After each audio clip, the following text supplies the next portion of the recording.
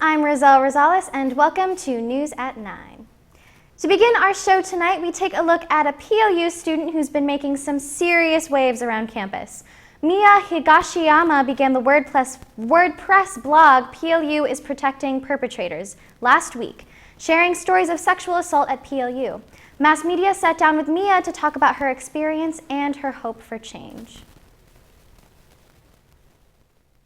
The second part of spring semester kicked off with some big enough questions. The annual day of... With over 2,000 views in 24 hours, the popular blog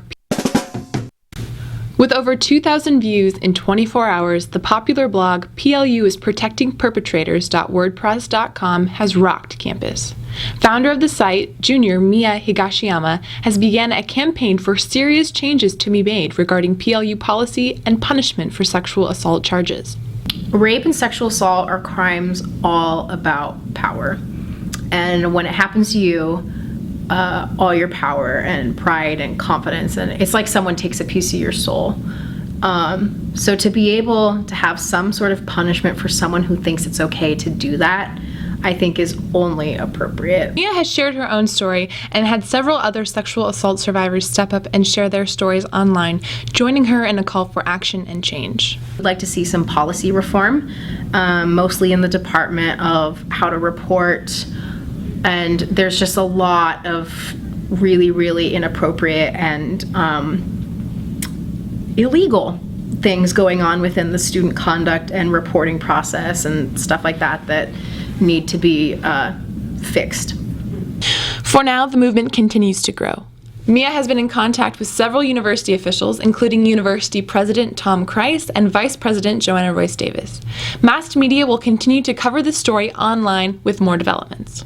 We just want to because all of us love PLU. Like, if we didn't love PLU, we wouldn't be here. So we love PLU, and we just really want what's best for the school, and we want to make it a safe place because, you know, PLU's got a really kick-ass mission statement, and I just, want them to be able to embody that in all walks of life. Pick up a copy of the Mass tomorrow to learn more about Mia and the movement, including perspective from Campus Safety and the Center for Gender Equity. To follow this story at massedmedia.plu.edu. Relay for Life returns to PLU this Friday. While the festivities won't last all night, the event will begin at 5:30 with a performance from PLU's jazz band. Other groups, including Harmonic, Plutonic, Lute Nation, and the Clay Crows, will also be performing, and the relay will be going strong until midnight. Hebrew Idol is just over a week away, and there are 12 groups that have a chance to win this year's competition. Mass TV sat down with some of last year's winners to talk about what it feels like to win it all. It was really interesting, something that I had never really done before in a class. Definitely probably the hardest I've ever worked on a group project. It was a really cool experience. Professor Finitzis was great about the whole thing. He was super helpful and made it a really fun experience with the backstage and the interview questions and stuff. So it was a really cool experience.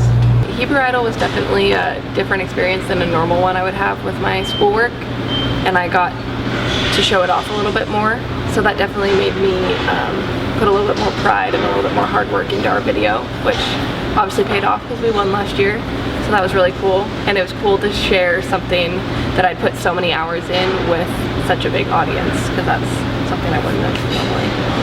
Our Bible passage was on Judges 4. Which is a story about this woman who lures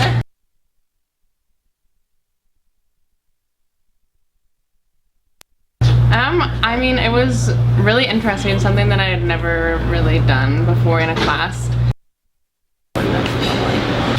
Our Bible passage was on Judges 4, which is a story about this woman who lures one of the leaders of the opposite army to her tent and actually kills him and wins the war.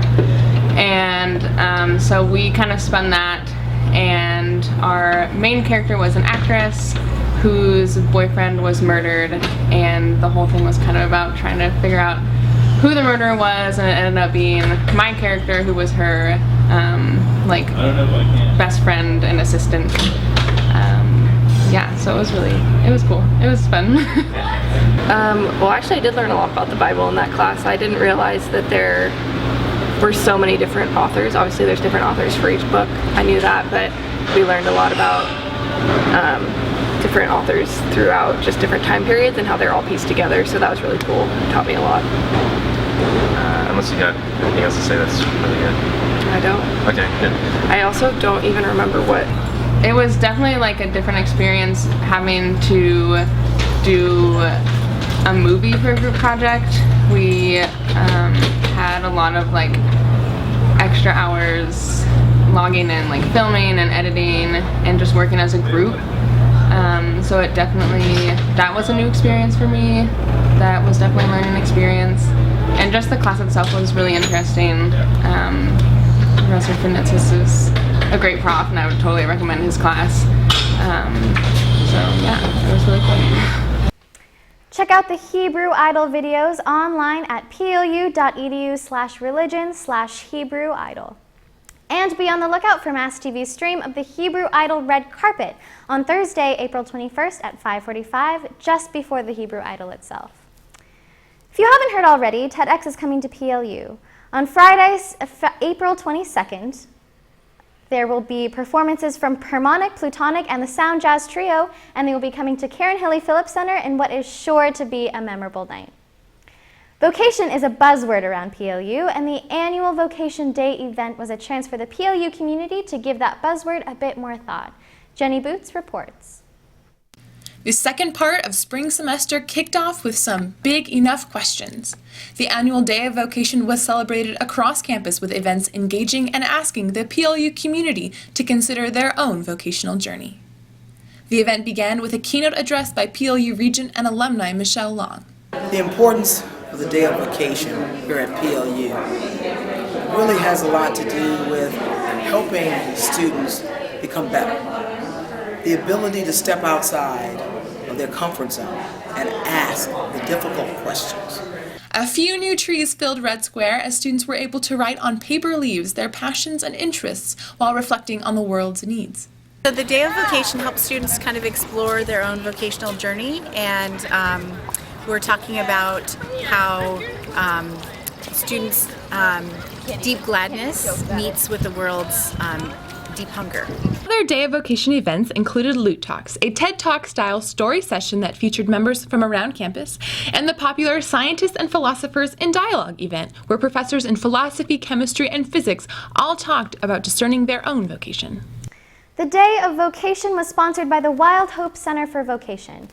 For more information, contact www.plu.edu/vocation. Getting national recognition for your work is one thing, but teaching a group of your peers and advisors about your work is another. Sam Lund, the editor-in-chief for PLU's student newspaper, The Mast, tells us what it's like.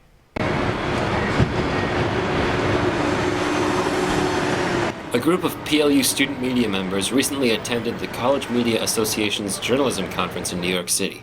Months before leading the way to speak about convergence at the conference, senior Samantha Lund was hard at work converging her own newsroom. We had taken multiple different groups on campus, multiple different student media groups, and converged them into one big newsroom.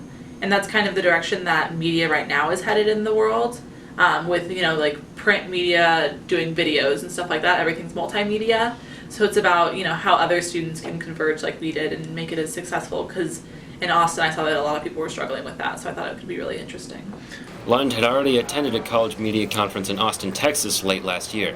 There, she participated in a roundtable on convergence that she ended up leading. So I went to the Convergence Roundtable and I sat with all the professors and we were talking, and every once in a while people would ask me questions, and then at some point it turned into a really big Q&A with just me, and they all had their phones out and they were recording everything I was saying and taking notes, which felt super cool. And then I was like, wow, if all these professors have these many questions for me and have no idea how to converge their classrooms or are struggling this much, clearly I have something to give. With convergence being such a hot topic at this year's conferences, Lund's presentation was sure to draw a crowd. At least 20 students and advisors attended the presentation that Monday afternoon. Some audience members even had questions for her on how they could better converge their own student media groups. Yeah, I mean, I kept talking about how there would be 5 people, like total, and I was bringing 4 of them. And I think my most nervous thing was that nobody would show up, and I would end up just talking to an empty room or not talking to anybody, and then it would, you know, it's clear that this thing that I'd worked on for a whole year like wasn't important to other people. So it was nice to see that that clearly wasn't the case. Lund wasn't the only mass media member at the conference. Other members, including Mass TV General Manager Jenny Boots, were very proud to see her succeed. Watching Sam at CMA was awesome. I was really excited to see mass media represented at such like a national convention and conference. And I thought she did a great job, so kudos to her and all of her hard work this past year. This is Jake Bilyeu and Jeff Dunn for Mass Media. Lund graduates in May of this year. She's currently applying for jobs in her journalism field. And up next on News at 9, we've got Kellen with an update on a new TAM exhibit and some Lollapalooza updates.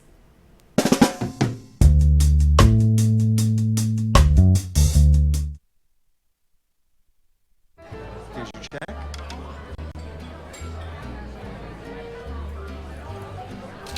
Oh, you got it. You know, since I got rid of my car, I really enjoy walking. Okay. Got it. No. Getting pulled over for buzz driving could cost you around $10,000 in fines, legal fees, and increased insurance rates. Oh, you're home early. You live with your mom? That'll set your game back a few years. Buzzed, busted, and broke. Because buzz driving is drunk driving.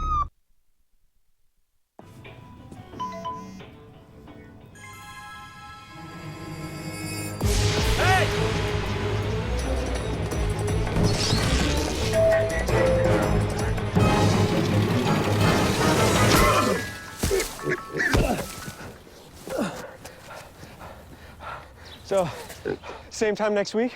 Well, of course. Put away a few bucks, feel like $1 million. For free tips to help you save, go to Feed the Pig.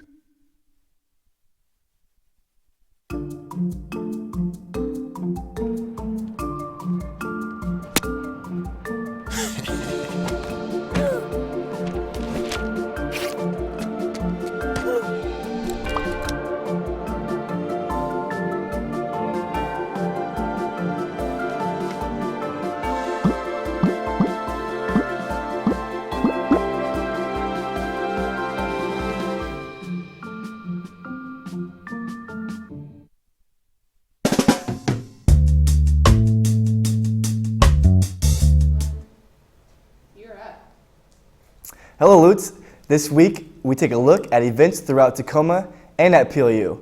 I'm Kellen Westring and welcome to Arts and Culture. The Tacoma Art Museum is opening a new exhibit in honor of PLU.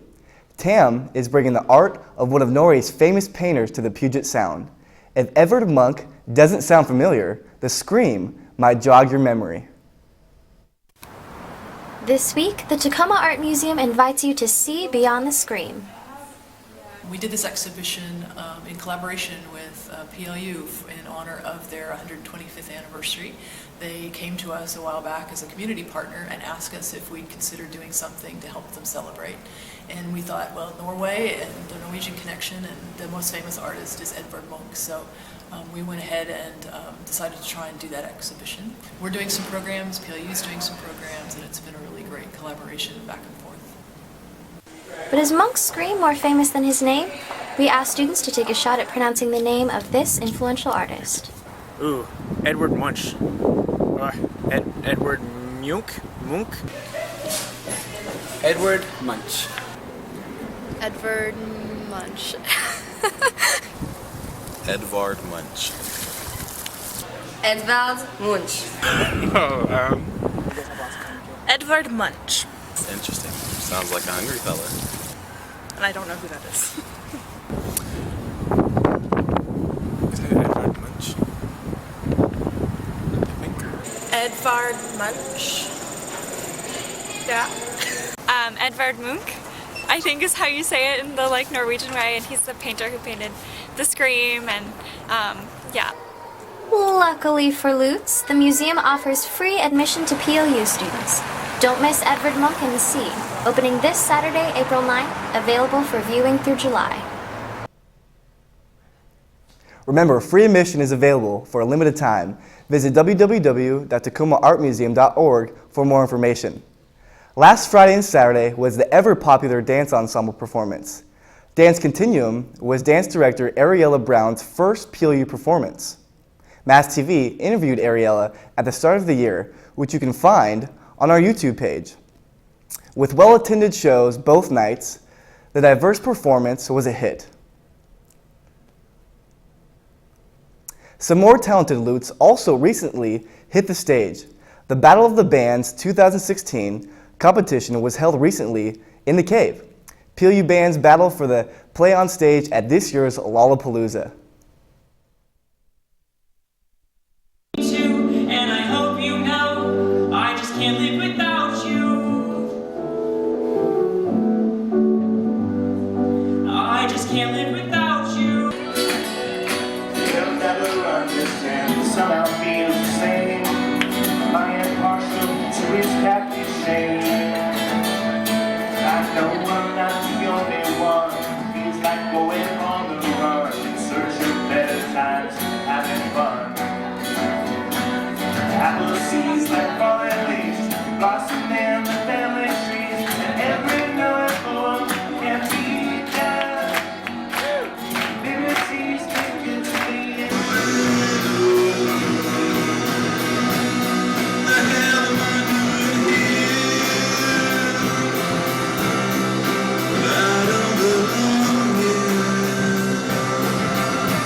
The first and second runners-ups were Runaway Satellite and Danae and Caleb.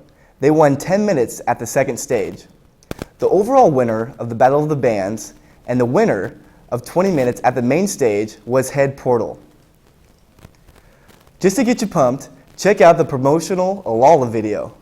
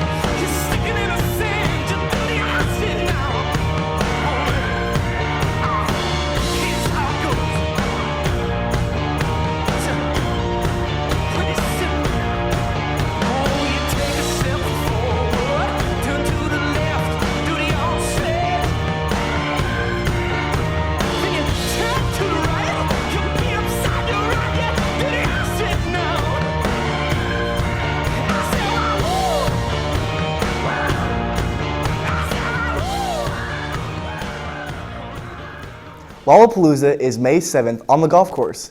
Be sure to check out lollapalooza.com and stay tuned for some sweet swag giveaways. This past weekend and throughout the week, students have been enjoying the sunshine. Temperatures have been at a high of 70 degrees and students have been taking advantage of it as much as they can. Classes have been moved outside, breaks have been spent throwing a frisbee, and tables have been moved outdoors to keep studying in the sun. Enjoy the sun, Lutes. Thanks for joining us this week. I'm Kellen Westring, and this is News at 9. Up next, we have this week's sport update with Dylan Foreman.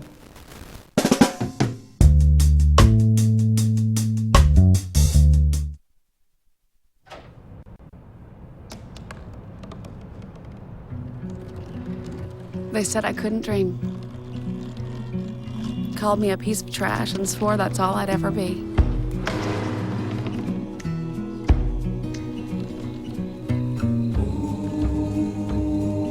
Said a bottle couldn't see the ocean.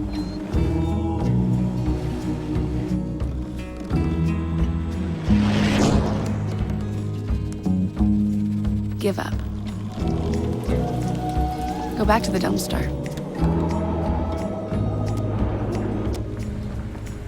But I didn't listen. I made my way.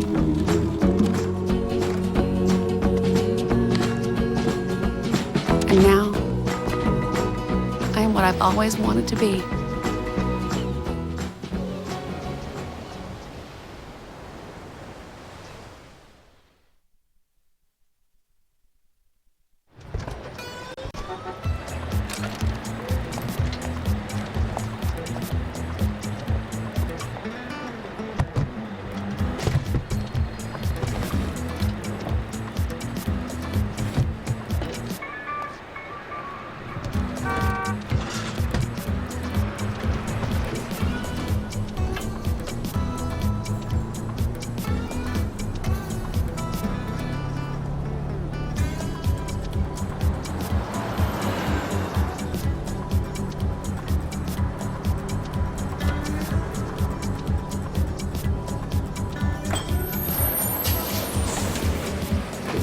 It's a short ride from your neighborhood to your naturehood. Find fun activities to do, like boating and biking, or camping and hiking, plus much more. To find a neighborhood park or green space near you, visit discovertheforest.org.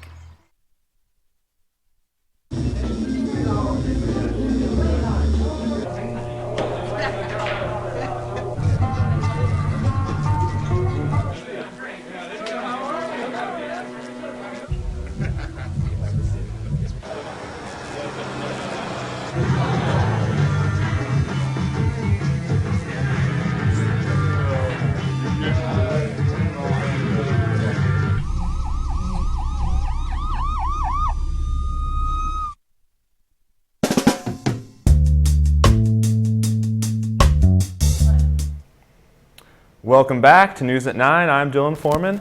Welcome to sports. Last weekend, Michaela Grady and Paige Runco competed in the Northwest Conference Multi-Championships for track and field at George Fox. Grady placed 11th after suffering muscle tightness her first day, while Runco finished 13th place. The track and field team will compete in the Northwest Conference Championships in 2 weeks at Lewis and Clark, as over 27 athletes from PLU have qualified for 28 events. This week, for our Student Athlete Spotlight, we highlighted PLU dual student athlete Michaela Grady, who defines what it means to be a dedicated college athlete.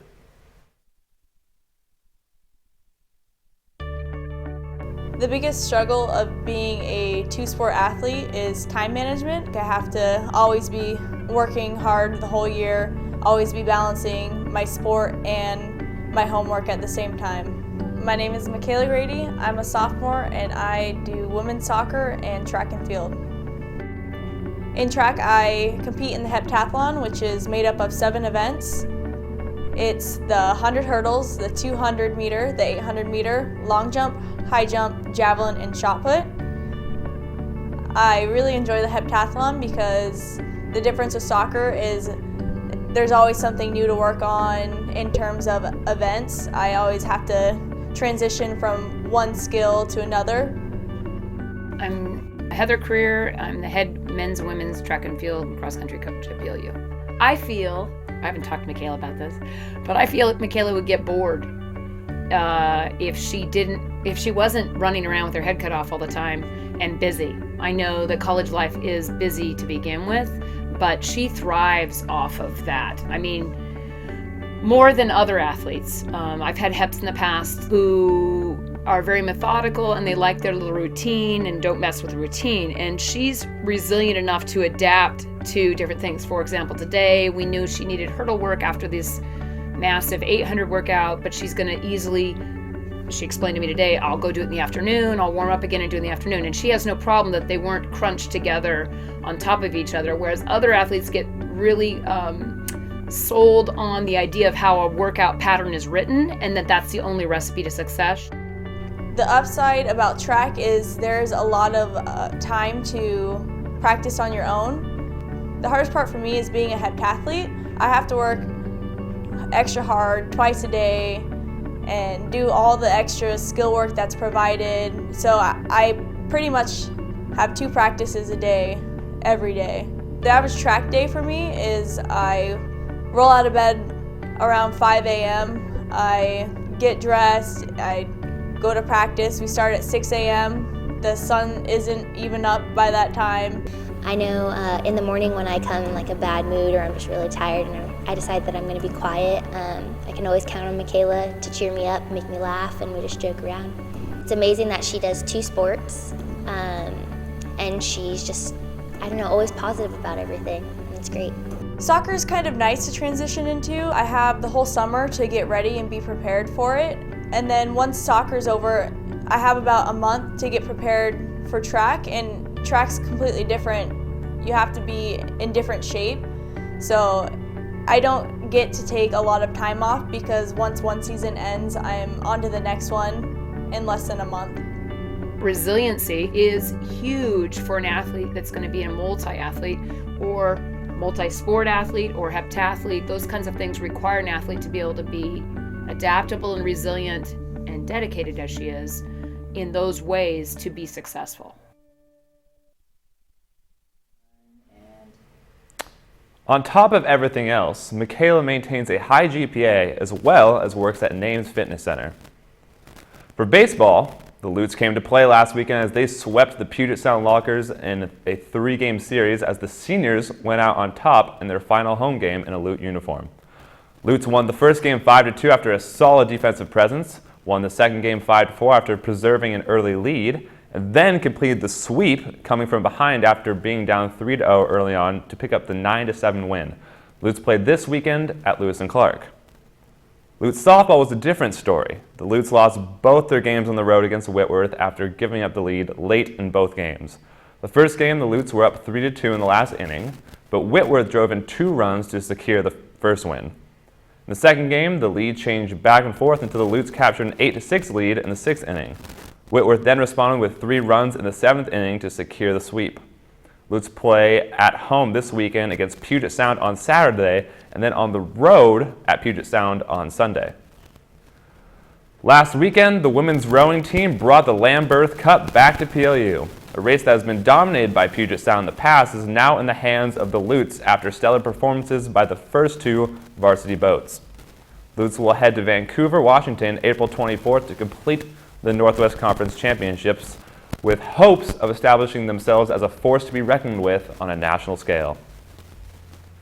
Men's golf placed 3rd in the Northwest Conference Spring Classic after all 5 competing players finished in the top 20 with a score of 582, 3 shots behind the winner. Sophomore Mitchell Baldridge led the Lutes as he sat atop the leaderboard at the end of 18 holes. He lost in playoffs to the winner, but nonetheless had a great showing. The Lutes will play in the Northwest Conference Championships April 23rd to the 24th. For student athletes or just students at PLU, Names Fitness Center can be a busy area to work out in at any time of the day, making it hard for sports teams to get in the gym for themselves. Kellen Westering reports. Students at PLU believe the fitness center can get too packed and make it hard to work out. We are here at Pacific Lutheran University, Names Fitness Center. PLU Athletics has always been competitive in their sports, topping in great in the standings, but not necessarily having the greatest facilities to work out in. Coaches at PLU believe they should have an athlete-only weight room. I think the fitness center that we have right now, there are some things about it that make it tough for the intercollegiate athletic programs.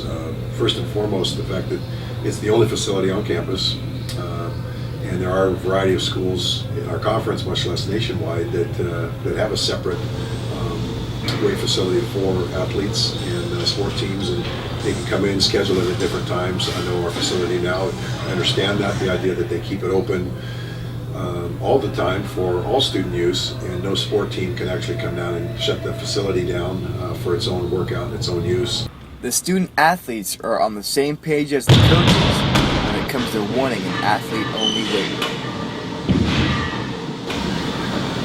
So Names is pretty great fitness center. The only thing is that once there are athletic teams in here and there's also students, the small space really makes it hard for everyone to work out and utilize the equipment. So like I had it like that the facility is relatively small and it's shared with the entire student body, and so during the afternoon hours of the day it gets jam-packed in there, which is a problem for athletes because you have all sports teams in there and then you have the student body in there on top of that. Really an idea.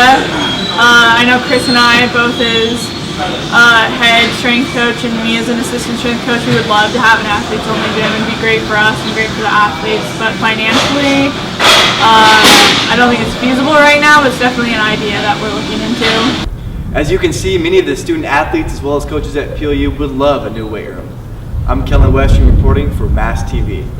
For right now, it seems that student athletes and the rest of PLU have to coexist within the confined space. Hopefully in the near future, there can be a larger space for everyone or an athletes-only facility. So on a side note, tonight is Kobe Bryant's last game in the NBA, and I'd just like to say, Kobe, that you will be missed. You were hated and you were loved, but above all else, you were great. Go rest, Mamba. You deserve it. That's all we have for you tonight. Make sure to tweet us your thoughts to @PLUMast. I'm Dylan Foreman. Thanks for watching, and we will see you again next week.